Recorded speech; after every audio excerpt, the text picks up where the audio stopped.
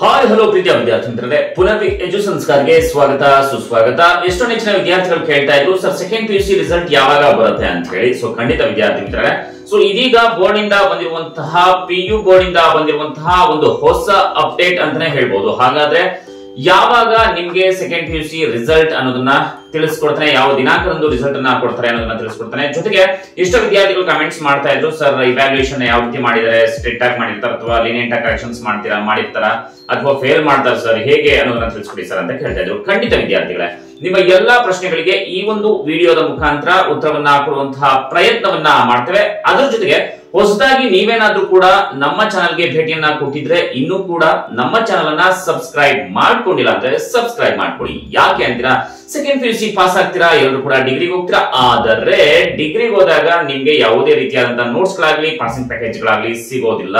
ಆದ್ರೆ ಪುನರ್ವಿ ಎಜು ಸಂಸ್ಕಾರ ಚಾನಲ್ ನ ಮುಖಾಂತರ ಎಲ್ಲಾ ಒಂದು ಡಿಗ್ರಿ ಸಬ್ಜೆಕ್ಟ್ ಗಳ ಪಾಸಿಂಗ್ ಪ್ಯಾಕೇಜ್ ಗಳು, ನೋಟ್ಸ್ ಗಳು, ಹಾಗೆಯೇ ಎಲ್ಲಾ ಪಾಠಗಳ ಎಕ್ಸ್ಪ್ಲನೇಷನ್ ಗಳನ್ನ ಪರ್ಟಿಕ್ಯುಲರ್ ಲೆಕ್ಚರರ್ಸ್ ಗಳ ಜೊತೆ ಸೊ ನಿಮಗೆ ವಿಡಿಯೋಗಳ ಮುಖಾಂತರ ಸಿಗ್ತಾ ಹೋಗ್ತಾ ಇರ್ತವೆ. ಸೊ ಮತ್ತೆ ಹಾಗೆ ತರ ಫ್ರೀ ಆಗಿ ನೀವು ಸಬ್ಸ್ಕ್ರೈಬ್ ಮಾಡ್ಕೊಳ್ಬಹುದು. ಇದಕ್ಕೆ ಯಾವುದೇ ರೀತಿಯಾದಂತಹ ಚಾರ್ಜಸ್ ಇರೋದಿಲ್ಲ. ಫ್ರೀ ಆಗಿ ಕೂಡ ನೀವು PDF ಫೈಲ್ ಗಳನ್ನ ಪಡ್ಕೊಳ್ಬಹುದು ಡಿಗ್ರಿಗೆ ಸಂಬಂಧಿಸಿದ ಹಾಗೆ. Okay, subscribe ಮಾಡ್ಕೊಂಡ್ರಲ್ವಾ? ಸೊ ಬನ್ನಿ ಈಗ ಮಾಹಿತಿಯನ್ನ ನೋಡ್ತಾ ಹೋಗೋಣ. ವಿದ್ಯಾರ್ಥಿಗಳ ಮೊದಲನೆಯ ಪ್ರಶ್ನೆ ಏನಪ್ಪಾ ಅಂತಂದ್ರೆ, ಸರ್ ಲೀನಿಯಂಟ್ ಆಗಿ ಕರೆಕ್ಷನ್ಸ್ ಮಾಡಿರ್ತಾರ, ಸ್ಟ್ರಿಕ್ಟ್ ಆಗಿ ಕರೆಕ್ಷನ್ಸ್ ಮಾಡಿರ್ತಾರ ಅಥವಾ ಒಂದು ಅವರೇಜ್ ಅಲ್ಲಿ ಕರೆಕ್ಷನ್ಸ್ ಮಾಡಿರ್ತಾರ, ತಿಳಿಸ್ಕೊಡಿ ಸರ್ ಅಂತ ಕೇಳ್ತಾ ಇದ್ರು ವಿದ್ಯಾರ್ಥಿಗಳೇ.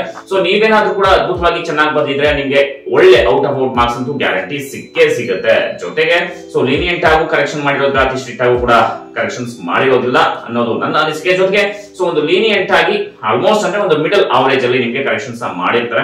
So some case in case ಏನಾದ್ರೂ ಕೂಡ 19, 18 ನೀವೇನಾದ್ರೂ ಕೂಡ ಆ ರೀತಿ ಮಾರ್ಕ್ಸ್ ತೆಗೆದಿದ್ರೆ ಸೊ ಖಂಡಿತವಾಗಿ ನೀವು ಫೇಲ್ ಆಗುವಂತ ಸಾಧ್ಯತೆಗಳು ಕೂಡ ಇದೆ ಇರುತ್ತೆ ವಿದ್ಯಾರ್ಥಿಗಳೇ.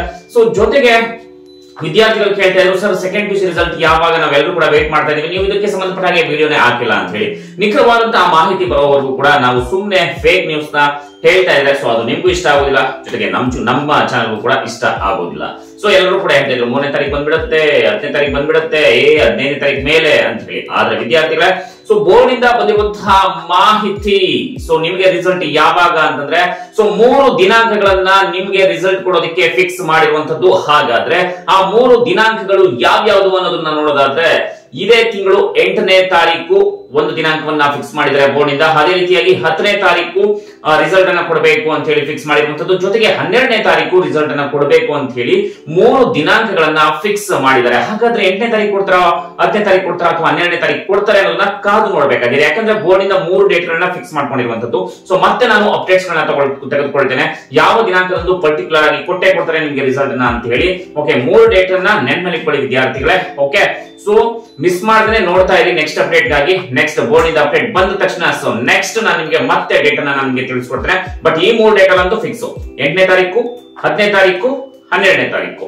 ಸೊ ಈ ಡೇಟ್ ಅಲ್ಲಿ ಗ್ಯಾರಂಟಿ ನಿಮ್ಗೆ ರಿಸಲ್ಟ್ ಬಂದೇ ಬರುತ್ತೆ. Be wait. Okay, so next ಈ ವಿಡಿಯೋನ ನಿಮ್ಗೆ ಇಷ್ಟ ಆಗಿದೆ ಒಂದು ಲೈಕ್ ಮಾಡಿ, ಜೊತೆಗೆ ಶೇರ್ ಮಾಡಿ. ನಂತರ ಸೊ SSLC ಪಾಸ್ ಆಗಿರ್ತೀರಾ, PUC ಪಾಸ್ ಆಗಿರ್ತೀರಾ, ನೆಕ್ಸ್ಟ್ ಡಿಗ್ರಿಗೆ ಎಲ್ಲರೂ ಕೂಡ ಹೋಗಿರ್ತೀರಾ, ಎಲ್ಲಾ ಸಬ್ಜೆಕ್ಟ್ ಗಳ ಪಾಸಿಂಗ್ ಪ್ಯಾಕೇಜ್ ಗಳನ್ನ ಕೊಡೋದಿಲ್ಲ, ನೋಟ್ಸ್ ಗಳನ್ನ ಕೊಡೋದಿಲ್ಲ, ಪುನರ್ವಿ ಸಂಸ್ಕಾರ ಚಾನಲ್ ಕೊಡ್ತಾ ಹೋಗುತ್ತೆ. ಸೊ ಮಿಸ್ ಮಾಡಿದ್ರೆ ನಮ್ಮ ಚಾನಲ್ ಸಬ್ಸ್ಕ್ರೈಬ್ ಮಾಡ್ಕೊಂಡು ನೋಡ್ತಾ ಇರಿ. ನಿರಂತರ ಶೈಕ್ಷಣಿಕ ಸುದ್ದಿಗಳಿಗೆ ನೋಡ್ತಾ ಇರಿ ಪುನರ್ವಿ ಎಜು ಸಂಸ್ಕಾರ ಚಾನಲ್. ಇದು ಕಲಿಕೆಯ ಸಾಗರ. ನಮಸ್ಕಾರ. ಶ್ರೀಗರಣಂ ಗೆಲ್ಗೆ, ಶ್ರೀಗರಣಂ ಬಾಳ್ಗೆ. ನಮಸ್ಕಾರ.